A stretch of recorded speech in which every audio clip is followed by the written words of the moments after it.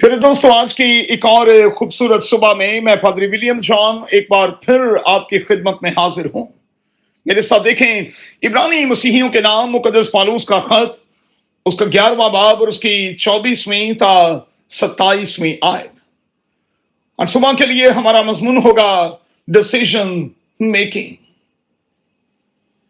चंद एक सवालात के साथ दोस्तों आगे बढ़ते हैं। फैसला करने में मैं और आप कैसे हैं? फैसला करते हुए कितनी देर लगाते हैं? और फिर मेरे और आपके फैसले कितने पुख्ता होते हैं, इन पर जरा गौर तो कीजिएगा। इस मंथ के दौरान आपने जो फैसले किए, क्या आप उस पर डटे हुए हैं? और उन फैसलों ने आपको क्या दिया है? खुशी, इत्मीनान, बरकत, या फिर दूसरी सूरत में पछतावा और फिर उदासी। आज के हवाले में नौजवान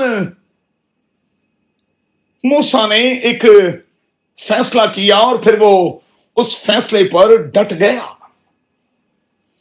उसने फिरौन की बेटी का बेटा कहलाने से इनकार किया। वो उनके साथ खड़ा हुआ जिनके साथ किसी भी तरह से बदसलूकी की जा रही थी। उसने मिस्र के खजानों को छोड़ दिया और वो साबित कदम रहा। मेहरबानी से आज की इन आयात को फिर से जरूर देखिएगा। कहते दोस्तों, अच्छा है कि गुनाह का चंद रोजा लुत्फ उठाने की बेहतर हम तकलीफ में से गुजरें। ऐसा करने से हम खुदा के फेवरेट्स में शामिल हो जाएंगे और कादिर खुदा हमें यकीनी तौर पर ब्लेस करेगा। आज की सुबह में मैं हाथ उठाकर आप सबके लिए दुआ करता हूं कि कादिर खुदा आपको ऐसी एबिलिटी दे कि आप खुद के लिए हमेशा सही का इंतखाब करें। आपको पता होना चाहिए कि आपने कहां शुरू करना है और कब खत्म करना है। आपको पता होना चाहिए कि फैसले के नतीजे में हासिल करदा नताइज क्या होंगे। और फिर आपको पता होना चाहिए कि जब हम खुदावंद में होते हुए कोई फैसला करते हैं तो फिर हमें उस पर डटे रहना है। क्या मैं और आप इसके लिए तैयार हैं? क्या कहेंगे?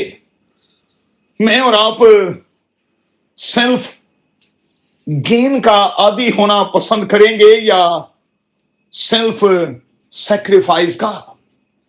अपने आप को जरूर जवाब दीजिएगा।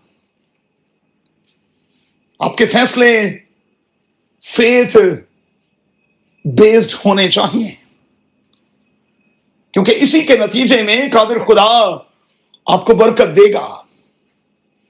आप उसके फेवरेट्स में शामिल हो जाएंगे और आपको किसी चीज की कमी नहीं होगी।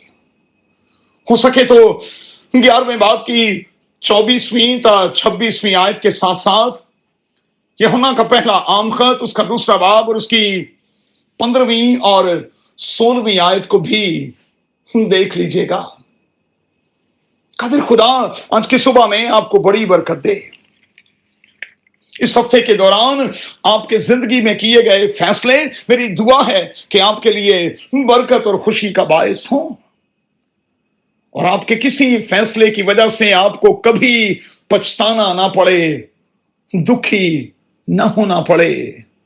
यीशु के नाम में आमीन।